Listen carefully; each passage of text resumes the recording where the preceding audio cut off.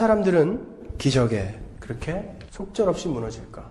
한국에서 숭산이라는 스님이 와가지고 하버드 대학 강의실에서 30cm 딱 떴어요. 그 후로 하버드는 불교에 넘어갔다고요. 30cm 앉아가지고 뜬 거 가지고. 거기에서 유명한 형각이라는 중이 나왔지 않습니까? 화계사에 가서 지금 주지를 하나, 중을 하나, 뭘 하는지 모르겠지만. 그 자리에 있던 백인이 이거다 싶어가지고 한국까지 가서 스님이 됐어요. 성령이 과연 그러한 일들을 하러 오시는 분일까? 성령 하나님이 과연 그러한 분이실까? 왜 우리는 성령을 받는 것이며 성경이 말하고 있는 성령 세례가 무엇인지 한번 살펴보자고요. 왜 기독교 2000년 역사 중에 1900년 동안 없었던 일이 100년 전에 갑자기 생겨나가지고 이 시대는 그리로 몰려가는 것일까? 그러한 일들이 일어나면서 이 그리스도인들 사이에 생긴 자칭 교회라고 하는 사람들 사이에 생긴 일은 성경을 멀리하는 것이었어요. 일어나면 목소리가 들리는데 왜 성경을 봅니까? 일어나면 눈앞에 기적들이 생기는데 왜 성경을 봐요? 그들은 일어나서 기도만 해요. 하나님이 직접 들려주신다라고 믿고 있으니까. 오늘 본문에서 세례 요한은 나는 물로 세례를 주거니와 예수님은 불과 성령으로 세례를 주신다 합니다. 예수님께서도 부활하셔서 승천하시기 직전에 제자들에게 말씀하십니다. 사도행전 1장 5절로 가겠습니다. 요한은 물로 세례를 베풀었으나 너희는 몇 날이 못되어 성령으로 세례를 받으리라 하셨느니라. 몇 날이 못되어 성령으로 세례를 받으리라 하셨느니라. 우리가 니고데모와 세례라는 설교에서 이 세례가 뭐라고 제가 말씀드렸죠? 세례는 예수 그리스도와 연합해서 죽고 그 예수 그리스도와 연합해서 다시 살아나는 것을 세례라고 한다고 했죠. 그래서 세례라는 것은 예수 그리스도와의 연합, 거기에 강조점이 있는 거예요. identification, 동일화, 동질화. 골로새서 2장 12절 보십시오. 너희가 세례로 그리스도와 함께 장사한 바 되고 또 죽은 자들 가운데서 그를 일으키신 하나님의 역사를 믿음으로 말미암아 그 안에서 함께 일으키심을 받았느니라. 바로 세례에서 중요한 것은 바로 함께예요. 함께. 예수 그리스도와 함께 나는 죽고 나는 살아난 것이다. 이렇게 동일시, 동질화, 연합이라는 것이 이게 강조되어야 하는 것이 바로 세례의 의미인데 세례 요한이 이스라엘 사람들에게 세례를 주었습니다. 그 세례는 무슨 세례라고 하죠? 성경에서? 그럼 먼저 이것부터 여러분들에게 여쭤볼게요. 세례 요한의 세례를 받으면 구원을 받는다? 못 받는다? 세례 요한의 세례를 많은 사람이 받았지만 그들이 예수님을 못 박아 죽였잖아요. 그래서 그 세례 요한의 세례는 회개의 세례라고 한다고요. 회개의 세례. 회개의 세례는 게 뭐냐면은 나는 죽어 마땅한 자입니다. 나는 이 죄로부터 어떻게 스스로 헤어날 수 있는 방법이 없는 자입니다. 그래서 누군가가 나를 구원해내 주셔야 합니다라는 고백이 바로 세례 요한의 회개의 세례라고요. 그렇지만 거기에서는 그 누군가, 나를 건져내어줄 그 누군가가 확인되어지지 않은 세례죠. 아직 요한의 세례는요.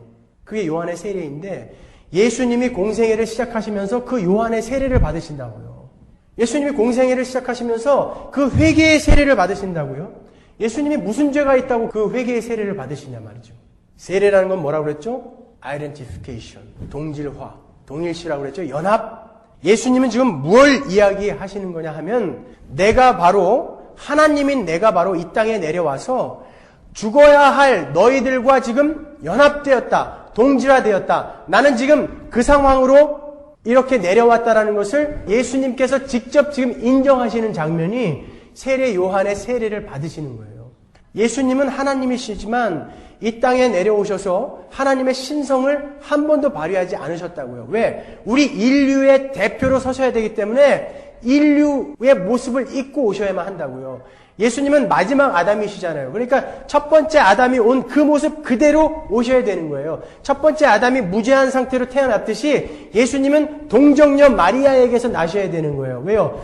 남자와 여자가 관계에서 난 자들은 전부 다 그 죄 아래서 나니까 성령으로 잉태되어져서 죄가 없는 자로 아담처럼 그렇게 나셔서 인간으로 이 땅을 살아나가셔야 되기 때문에 내가 바로 그런 인간으로 왔다라는 것을 증명해내시는 게 바로 요한의 세례 안으로 내려가시는 거라고요. 이렇게 예수님께서 요한의 세례를 받으심으로 인간들과 동일시 되셨다면 우리가 오늘날 예수의 이름으로 받는 세례는 예수님과 우리가 동일시 연합되어진다는 거예요.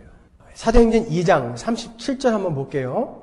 저희가 이 말을 듣고 마음에 찔려 베드로와 다른 사도들에게 물어 가로되 형제들아 우리가 어찌할꼬 하거늘 베드로가 가로되 너희가 회개하여 각각 예수 그리스도의 이름으로 세례를 받고 죄사함을 얻으라. 그리하면 성령을 선물로 받으리니. 세례를 받으라고 그래요. 세례를 받으면 죄사함을 얻고 성령을 선물로 받는다. 그럽니다. 로마서 6장 3절로 가보겠습니다. 무릇 그리스도 예수와 합하여 세례를 받은 우리는 그의 죽으심과 합하여 세례받은 줄을 알지 못하느뇨? 그러므로 우리가 그의 죽으심과 합하여 세례를 받음으로 그와 함께 장사되었나니 이는 아버지의 영광으로 말미암아 그리스도를 죽은 자 가운데서 살리심과 같이 우리로 또한 새 생명 가운데서 행하게 하려 함이니라.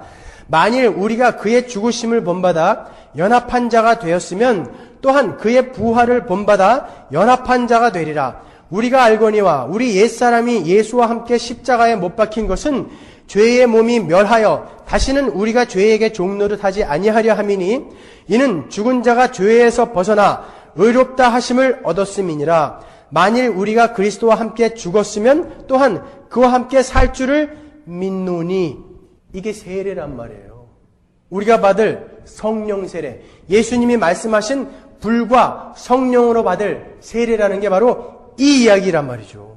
여러분, 세례라는 것은 이렇게 연합의 의미가 있는 것입니다. 우리가 예수의 이름으로 세례를 받는다는 것은 나는 이제 예수와 함께 죽고 예수의 그 살으심, 부활에 동참하는 자가 된다는 거예요.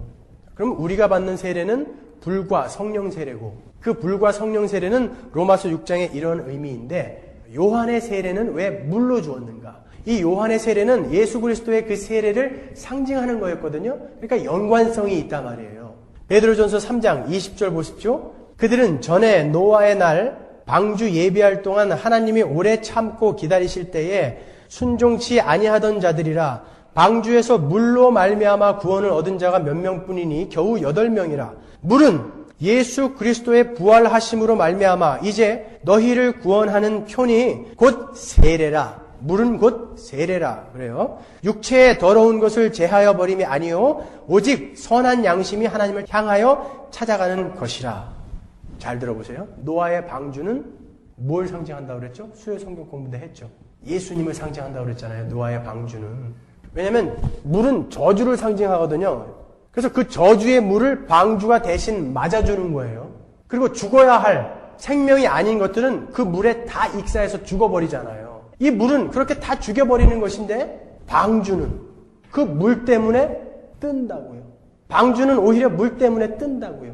그 저주를 다 받아내는 방주, 그 안에 숨어있는 하나님의 백성들과 피조물들, 그들만 살아나는 거예요. 물이 쏟아져요. 하나님의 저주가 쏟아지는데 하나님의 심판이 행해지는데 죽어야 할 것들이 다 죽는 그 상태에서 예수 안에 들은 하나님의 백성들과 피조물들만 물 위에 딱 뜬단 말이에요. 그게 구원이란 말이죠.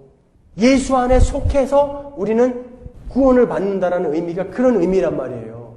그것을 모세 때에 이렇게 한번 설명해 주신다고요. 고린도전서 10장 1절로 한번 가보세요. 형제들아 너희가 알지 못하기를 내가 원치 아니하노니 우리 조상들이 다 구름 아래 있고 바다 가운데를 지나며 모세에게 속하여 다 구름과 바다에서 세례를 받고 그러죠. 모세에게 속하여 구름과 바다에서 세례를 받는다는 게 무슨 의미냐면 이 출애굽 사건은 우리의 구원을 상징적으로 설명해 주는 거잖아요. 그러니까 모세에게 속하여 우리가 세례를 받았다. 홍해를 건넌 사건을 모세에게 속하여 세례를 받았다라고 그런단 말이죠. 보세요. 이스라엘 백성들은 이 애굽에서 건져내어짐을 받아야 하는 자들인데 자기들 스스로 나갈 실력이 없어요. 홍해를 건너서 갈 실력이 없어요. 모세는요. 이미 모세는 애굽을 탈출해서 광야까지 갔다가 들어온 사람이잖아요. 그 애굽을 탈출할 수 있는 능력이 있는 자는 모세밖에 없어요. 그래서 이 상징이에요, 여러분. 잘 들으세요. 이 이스라엘 사람들이 이 애굽을 탈출하기 위해서는 모세의 호주머니 속 안으로 들어가는 수밖에 없는 거예요. 그러니까 이 애굽을 탈출할 수 있는 능력이 있는 모세가 그들을 품에 안고 홍해를 건너는 것을 세례다라고 고린도전서가 이야기하고 있다고요. 우리 서문화교회 교인 아니면 절대 알아들을 수 없는 이 심오한 진리를 무슨 말인지 아시겠습니까, 여러분? 그게 바로 그리스도 예수 안에 속해서 구원을 받는다라는 거예요. 이 땅에서 하나님으로부터 구원을 받을 수 있는 인간은 예수밖에 없다고요. 예수님만 홀로 하나님이 원하는 그 수준을 살아내셨고 예수님이 우리를 대신해서 죽으셨다고요. 완전하게 순종하셔서. 그래서 하나님이 예수를 건져내셨더니 예수님이 하나님의 백성들을 딱 품고 올라오시는 거예요. 그게 예수 안에서 구원을 받는다라는 의미라고요. 그게 바로 연합이라는 거예요. identification. 다 죽어야 할 이 인간들 사이에서 둥둥 뜨는 배가 있더라는 거죠. 그 둥둥 뜨는 배 안에 여러분들이 들어있는 거예요. 불과 성령이라는 것은요. 똑같은 이야기예요. 불은 다 태워버리는 거예요. 다 죽여버리는 거예요. 심판이라고요. 불은. 성령은요. 그 다 죽어버려야 할 것들 중에 이 성령이 뜨게 하는 자들이 있다라는 거예요. 고린도전서 3장 10절로 가보겠습니다. 내게 주신 하나님의 은혜를 따라 내가 지혜로운 건축자와 같이 터를 닦아두매 다른 이가 그 위에 세우나 그러나 각각 어떻게 그 위에 세우기를 조심할지니라. 이 닦아둔 것 외에 능히 다른 터를 닦아둘 자가 없으니 이 터는 곧 예수 그리스도라. 만일 누구든지 금이나 은이나 보석이나 나무나 풀이나 지푸로 이 터 위에 세우면 각각 공력이 나타날 것인데 그날이 공력을 밝히리니 이는 불로 나타내고 그 불이 각 사람의 공력이 어떠한 것을 시험할 것임이니라. 만일 누구든지 그 위에 세운 공력이 그대로 있으면 상을 받고 누구든지 공력이 불타면 해를 받으리니 그러나 자기는 구원을 얻되 불 가운데서 얻은 것 같으니라. 불은 이렇게 태워버리는 것, 심판을 상징한다고요. 하물며 그가 그리스도인인데도 그가 세워놓은 것들도 마지막에 다 타버릴 것들이 있더라는 것이죠. 안 타는 것들이 있는데 그들은 상을 받고 다 타버리면 너희들은 상을 못 받는다. 불 가운데서 얻은 구원이다. 이렇게 말씀하신단 말이에요. 어저께 우리 집사람이 여러분들 점심시간에 반찬을 하겠다고 닭을 한 20마리를 잡았어요. 그 밤에 손에 물집이 다 생겼더라고요. 테리야끼 치킨 한다고요. 근데 제가 새벽녘쯤에 꿈인지 생신지 맛있는 냄새가 나가지고 일어나서 나와봤더니 우리 집사람은 의자에 앉아서 이렇게 졸고 있고요. 오븐을 열었더니 새카맣게 다 탄 거예요. 그게 막 깨워가지고 이건 뭐냐 그랬더니 막 울어요. 너무 억울하다 이거죠. 몇 시간 동안 다듬고 닭 다듬어가지고 양념해가지고 테리야끼 치킨이라고 교인들 점심 먹이겠다고 했는데 그게 새카맣게 다 탄 거예요. 닭 20마리가 타도 이렇게 안타까워요. 여러분 평생 여러분들이 쌓아 올린 게 마지막 날 다 타버리는 것이라면 여러분 그때 얼마나 안타깝겠습니까? 그런데 제가 보기엔 우리가 지금 쌓고 있고 우리가 만들어가고 있는 것들은 대부분 그날 다 타버릴 것들이에요. 불은 그런 것입니다. 탈 것들 다 태워버리는 거예요. 그런데 다 죽어버려야 할 그곳에 예수께서 어떠한 일을 완성시켜 놓으시고 그 일이 적용되어질 창세전에 이름이 불려진 어떠한 백성들에게 성령이 내려갔다고요. 성령이. 그 성령은 완전한 하나님이시라고 그랬죠. 그 하나님은 심판과 저주 아래 있을 수 없는 분이에요. 그 물에 익사할 수 없는 분이고 불에 탈 수 없는 분이잖아요. 그래서 그 성령을 받은 자들만 뜨는 거란 말이에요.